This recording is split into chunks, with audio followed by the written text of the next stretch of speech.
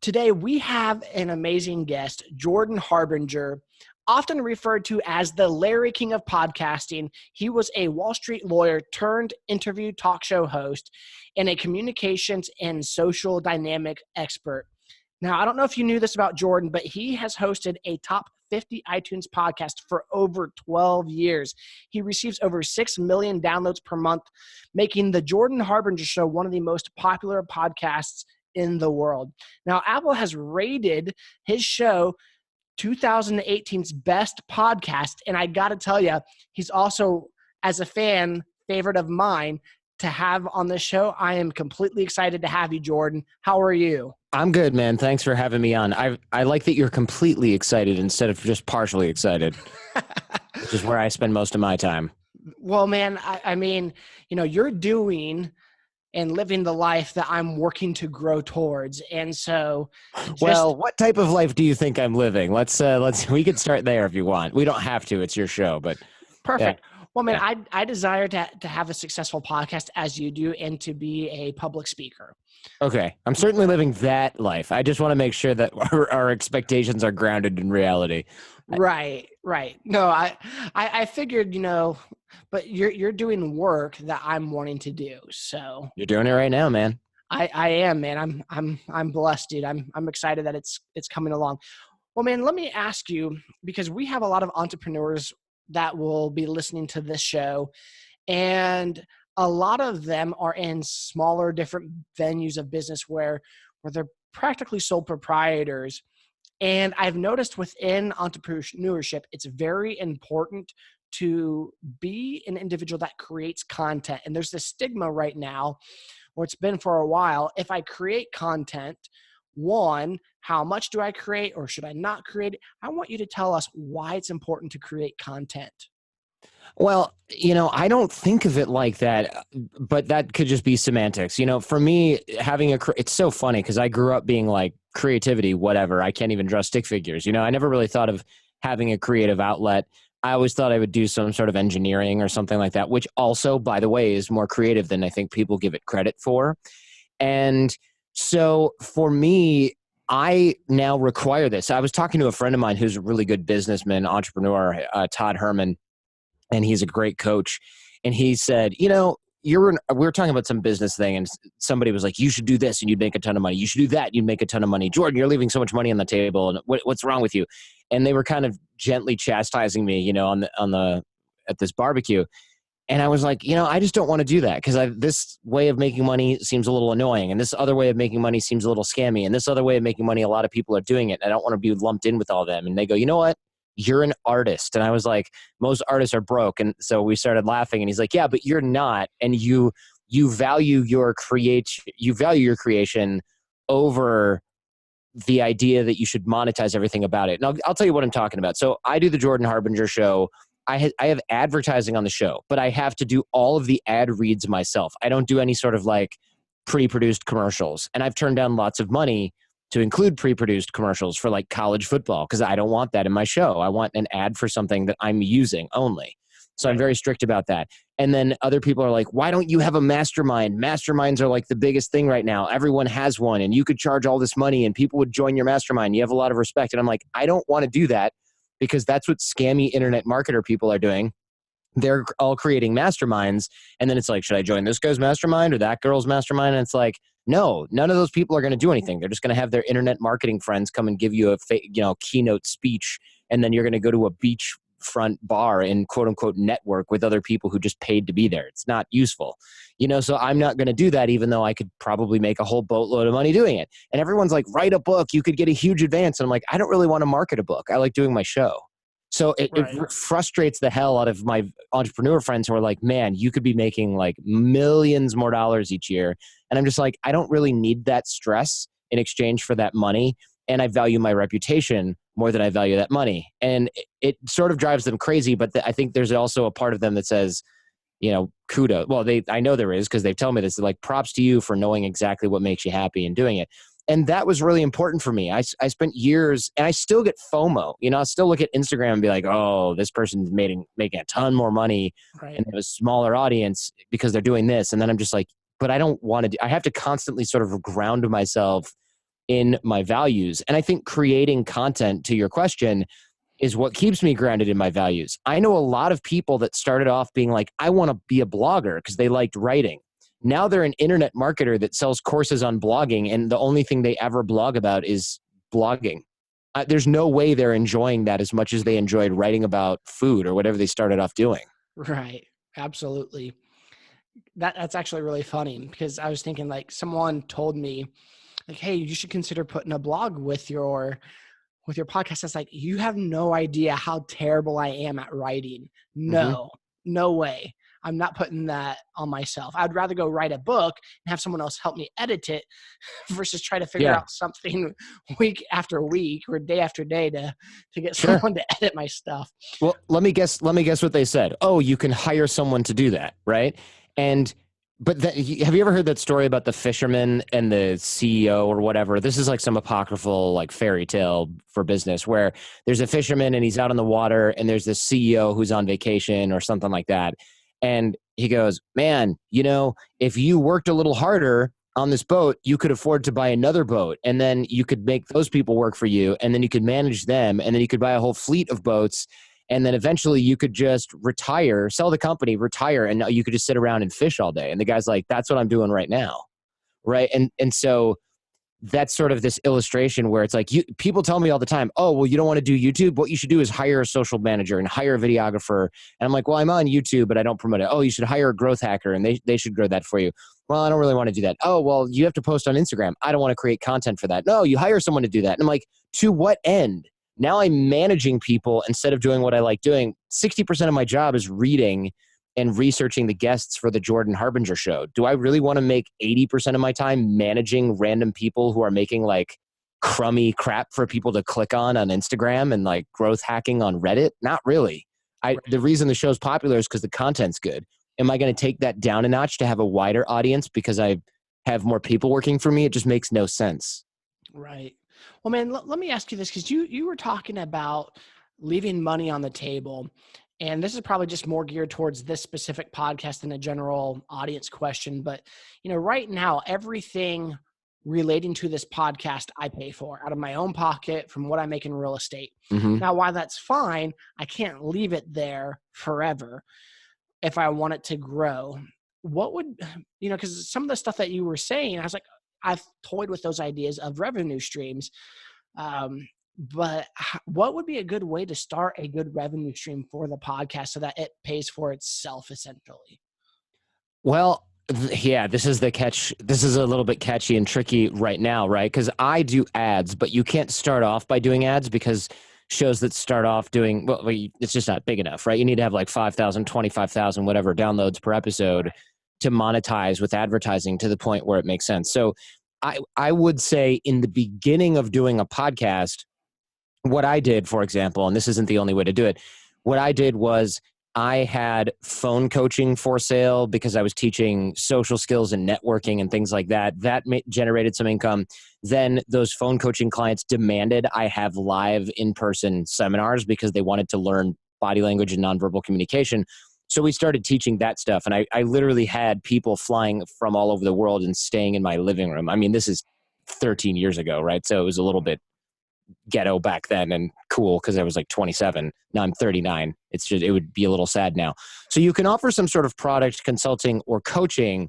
It just has to, in my opinion, am I allowed to say let me put it this way. It has to be non-BSy, right? And you know what I mean by this, right? I don't offer like life coaching or I'm going to teach you how to build a business that makes money while you sleep. Like that stuff is all garbage and scams. Right. What I'm talking about is, look, if you know what you're doing with a certain element of real estate, you can help people get their first deal done, for example, right? If that's something you actually are qualified to train and do. Otherwise, what you could do is you could be an affiliate of somebody whose product and service you believe in. So for example, if you know a lot about another real estate coach or teacher or school and you really believe in their stuff because that's how you learned it, maybe you sell their stuff and you get a commission off of that, right? Because if you have a really real estate focused audience, that's a really good market for that. My audience is more general, it's affluent and educated people, but it's not people who want to my early shows from 10 years ago, it's like that was dudes who want to meet women or whatever, right? Like, or guys that want to start businesses, things like that. Those are really targeted niches.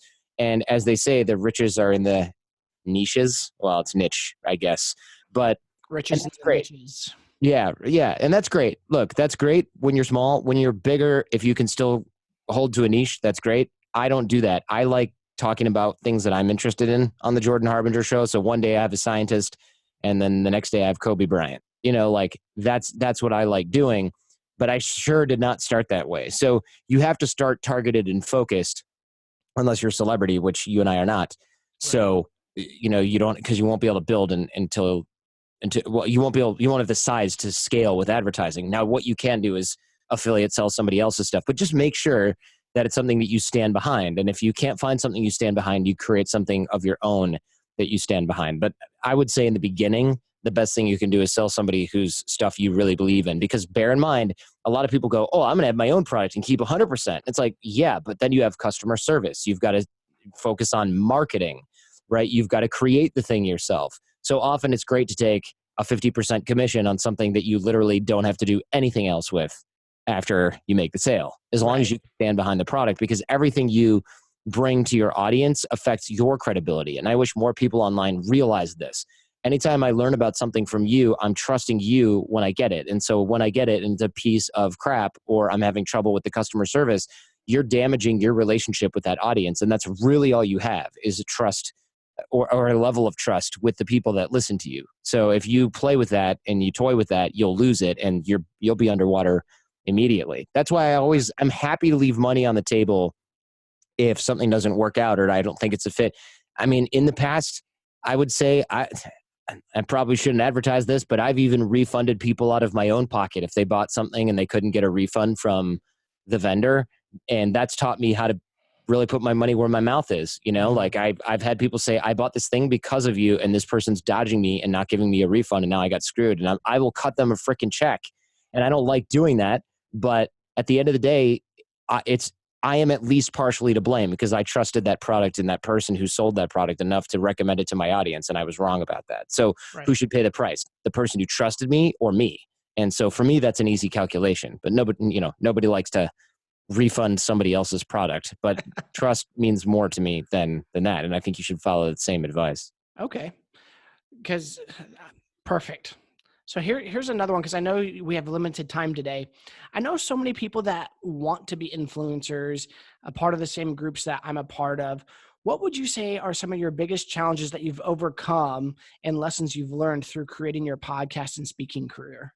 Sure. So my speaking career was an accident. I know a lot of people say, like, I want to be a speaker, and I get that. I get speaking invites because of the things that I've created. So I know there are better ways to become a speaker. You can write a book and it can be a hit, and then you can really go balls to the wall with the speaking thing. Right. But for me, again, my top lesson is really that whole thing that trust in relationships is all you have. And for me, I teach networking, I teach relationship development. And so what really helped me recently was, when I need something from a group of friends or contacts, I know that I can call on them and I'm not going to get told no, or have people be like, who are you? Because I do a really good job, even if I do say so myself, of keeping in touch with everybody that's important to me. And there's hundreds, if not thousands, of those people. And I use CRMs, to do it, like Contactually, which is actually for real estate agents. I put people's names and emails in there, and I keep in touch with them every few months. Every day, I scroll to the bottom of my text messaging app, and I find one or two people that I haven't talked to in years, and I reach out to them using a certain script that we can talk about later, or honestly is in my 6-minute networking course, which again is free. And that to me is very valuable. And even my 6-minute networking course, which is the whole reason that's free, people go, what's the catch? The catch is that I want you to try it and go, wow, this person knows what he's talking about. There's no like upsell at the end. And that was important to me also, because I think the more people that give without the expectation of anything in return, keep in touch with large numbers of people, focus on helping other people get what they want, all that sort of Dale Carnegie, Zig Ziglar type stuff, the more people that are doing that I'm around, the better off I am. So if I had to say what's the catch, for you or for me, the catch is you have to develop the people around you and you have to be very selective with the people around you. So the way that I do that is by trying to teach the people around me how to level up in their relationships, because relationships, they're like an insurance policy that you can't buy. You know, if you hit hard times, you only have your friends and family. And you hear this like on athletes on ESPN when they interview athletes, right? They're like, oh man, you find out who your friends are. They don't mean suddenly you're going to be so surprised at all the friends you had that you never knew existed. They mean you're going to call these people that you thought were friends and they're going to be like, they're going to ghost you because you were broke, right? So the more people you have around you that are solid, true friendships and good relationships, the more likely you are to be successful. And if you do hit hard times, you will have a massive support network around you that you can count on. And you can't buy that kind of experience. History is littered with tales of people that fell from grace and had no friends when they looked around because everybody was after them for their power or their money. You know, you don't want to find that out the hard way. What you want to find out is that everybody secretly was there for you. And you're not going to be surprised by this, most likely. You're going to have cultivated this by creating and maintaining relationships over a long period of time. That's awesome. I'm going to give you a two-for question here, kind of one question with two, basically. So when it comes to building social proof to the point of getting, let me phrase this. How do you build social proof to the point of getting invited onto other people's shows and also building enough social proof to invite high-level people to want to be on your show? Yeah. So the reason I get invited on shows is I think my high visibility in the space, but I assume those people have heard me talk on shows like this and they went, oh, that was not bad. I would like this person on my show. So really it's putting where the rubber meets the road, right? Not putting your money where your mouth is. What's the expression I'm looking for? It's like doing a good job where it matters. I'm sure there's a clever way to say that. That's not coming to me right now. But going on a show like this and going, oh, well, all right, this guy has a show that he wanted me on, and I'm not going to mail it in. I'm going to do a good job. I'm going to answer his questions to the best of my ability. I'm going to be entertaining where possible. I'm going to make sure that people who listen to this feel like they got a good use of their time afterwards, so that when people hear this and they've started their own show or they have their own show, they go, wow, I want to have this person on. They're open to that idea.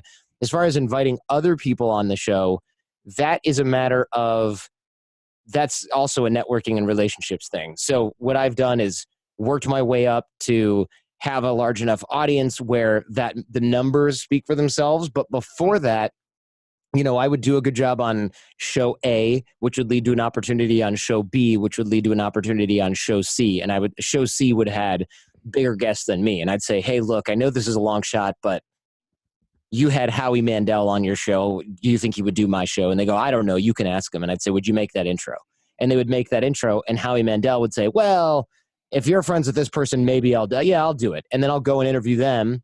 This is an example. I mean, I had Howie Mandel on recently, so it's not like this isn't exactly how I got him, but it's very similar. And then now I've got a Howie Mandel episode in the can, right? And then I go to Chelsea Handler and I get her coming on for that. And so the social proof starts to snowball, but you eventually, in the beginning, I should say, you have to work your way up that ladder. And the way that you do that is you do a really good job when you appear on other shows, or you do a really good job when you interview other people. In fact, some of my big name guests that I've had on the show, one real example, I had someone on the show named Charlemagne the God. He's like a super popular talk show host on FM radio. And he probably has one of the, if not the largest morning show in the world called The Breakfast Club. And I had him on the show because I interviewed my favorite author, Robert Greene, and I did an okay job in my estimation, but he thought I did a great job, and he tweeted about it and talked about it on The Breakfast Club. So then somebody pointed me in that direction, and I messaged him and I said, hey man, I'm so glad you enjoyed this. And he said, yeah, man, you're a really good host. And I said, what, could I have you on the show? And he went, yeah, let me know when you're in New York. So I threw down to New York and I interviewed him, and he was like, great. So then I had this huge name on, and then people went, wow, how did you get him on? So then I was able to reach out to other guests and say, hey, I've recently had Charlemagne the God on the show. I had Robert Greene, the author, on the show. And people would go, oh, well, if they did it, then maybe I'll do it. I'll take a chance on that. Why not? And you might have to start off with a little bit of a give. Like, sure, I'll do it, but I can only give you 30 minutes. Okay. And it's got to be over Skype. All right. But now I'm able to say, I need 90 minutes of your time, and it's got to be in person. And so, that's clout built up over the last 12 and a half years. Doesn't happen overnight. Right. 12 and a half years to an overnight success in this business. Perfect. I paused there intentionally because we're running really, really short. That's fine. I'm just gonna end it, but I actually got a couple questions that I probably won't have on the podcast. That's fine. I have 5 minutes for you. No problem. Okay.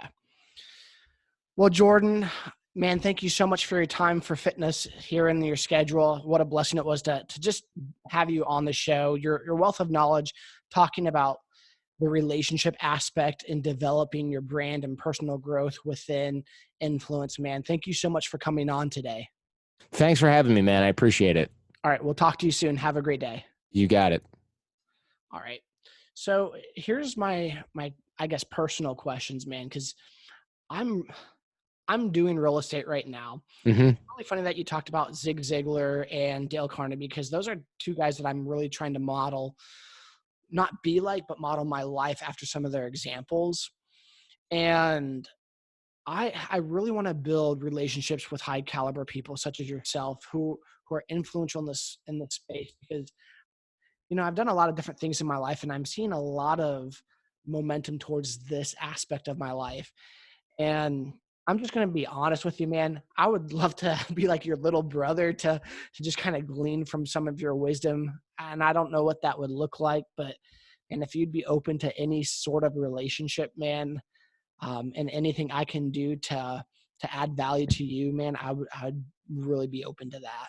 I mean, you can always shoot me an email, or I'm also available on social and stuff like that if you have questions about things. But yeah, I don't know. What are you trying to learn? What are you trying to do in my space? I don't know anything about real estate, as you know. Well, yeah, no, not in real estate.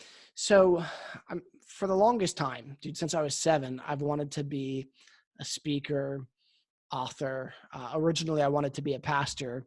And I just think that door isn't the direction I'm going anymore. Mm-hmm. But I still have that longing to speak. Just today, I was invited to speak at a lunch. And so, there were 10 people there. So I did. I really want to step forward into this realm of podcasting and public speaking well. And I'm just going to be straightforward. My desire, I feel like the call in my life is to live out the heart of God by loving others back to life. Mm-hmm. So the content that I produce, I want it to essentially get people that are in a place of hurting and bring encouragement and motivation. And then they'd be like, wait, Evan was kind of like me. I can use some of the same stuff that he did and grow myself. And so that's exactly what I want to do, and then become successful at it. Well, I would say, have you taken any speaking courses or anything like that? I don't, not like stand up in front of the room because you have stage fright, but right. So my friend, Michael Port, he runs this thing called Heroic Public Speaking. I can introduce you if you ever want that, but I took they call it a grad program, or they called it back then grad program. I don't know what it's called now. I think it might still be called that, but it was a lot of time in groups. So it was 3 days every other month for 8 months or something. So it ended up being 18 days altogether, or 20 days or something like that. But spread out. And we went in, and him and his wife, who are amazing speakers, they've written books and won a bunch of awards. They're just awesome people. They help you get your content together, come up with a keynote speech, learn how to deliver the speech itself, practice, be really dynamic. And they also help a little bit with teaching you how to market yourself, get speaking gigs, all that stuff. And everyone that I know that took it has done a bunch of great stuff since then. Unless they just didn't want to after a while. Some people are like, ooh, speaking, not really for me. People change their mind. They took my speaking from I'm okay because I'm not afraid to stand up on a stage, to crushing it on stage. And I still work with them. Once a year I'll go in for a day, and they'll be like, oh, you got to do all this different stuff and change this, change that. I send them videos and stuff. So they're really cool. They're really ethical, because what I worry whenever people want to do business stuff is they always tend to get sucked into these like bullshitty masterminds Right. where it's like $25K for the year. It's amazing. You'll be surrounded by awesome people. And you're just in a room full of other suckers that paid $25K. And then you get speeches by people who like, hey, here's how I do Facebook ads that my same information I'm teaching you now is available on YouTube. Like, it's just, there's so many people that have done those masterminds, and I don't know anybody that's like has satisfied with it. I would say spend your money learning concrete skills. And if speaking is what you want to do, obviously speaking and podcasting go pretty much hand in hand because you're speaking into a mic and speaking on a stage. I would do a really comprehensive speaking class like the Heroic Public Speaking thing. And I'm happy to refer you to them because I know them personally, and I have for years. They are not in the business of being like bullshitters, Right. They deliver on, sorry, I've got the hiccups. They deliver on what they say. And that I think is a great place for someone like you to start, because if you like speaking and you want to get on bigger stages, like that's literally why I took that class. Okay. Yeah, man, if you could make that introduction, I would really appreciate that. Just do me a favor. Shoot me an email, jordan@jordanharbinger.com. I'll literally refer you this afternoon. I'll just shoot them an email with you CC'd, or I'll reply to you and CC them or whatever. Okay. Perfect. Yeah, man. Yeah, they're great. Like I said, I'm super happy with what I took with them, and I'm happy with the investment of time and the investment of cash. I think I paid you know what? I don't even remember. It was like $15,000. But again, I got like 20 days of intensive, almost one-on-one coaching, in a small group of like 8 people. It was awesome. Awesome. Yeah. I don't got the $15,000. Far from it. Yeah. I mean, they have like smaller stuff, Okay. they've got smaller stuff. So I wouldn't, you don't have to start off at the $15,000 level. Well, the good thing you didn't sign a $50,000 note then with the mentee. If you don't have that would have, so you were supposed to pay them over time based on results you got from their podcast. And if you did, then they were going to freaking put a lien on your house. Because I was going to essentially use the money that it was already making. But the thing is, what was making money was his mastermind online webinars. Mm-hmm. And I was supposed to take that over, which was making around $700 a month still. But, if I take the webinar over and well, this isn't Jeff, we don't want to listen to him. Mm-hmm. Frick, I'm screwed. Yeah. That seems like that's weird. Whoever sort of orchestrated that deal was not thinking about you at all. Yeah. Yeah. So I let it go and pursued this, and I'm pleasantly surprised with the results so far. Yeah, well, good. Enjoy the process, man, because it is a process, but it is fun. I've got to run. I'm a little bit late for my next thing, but it's good talking. No worries. We'll talk to you soon. Take it easy, man. Bye.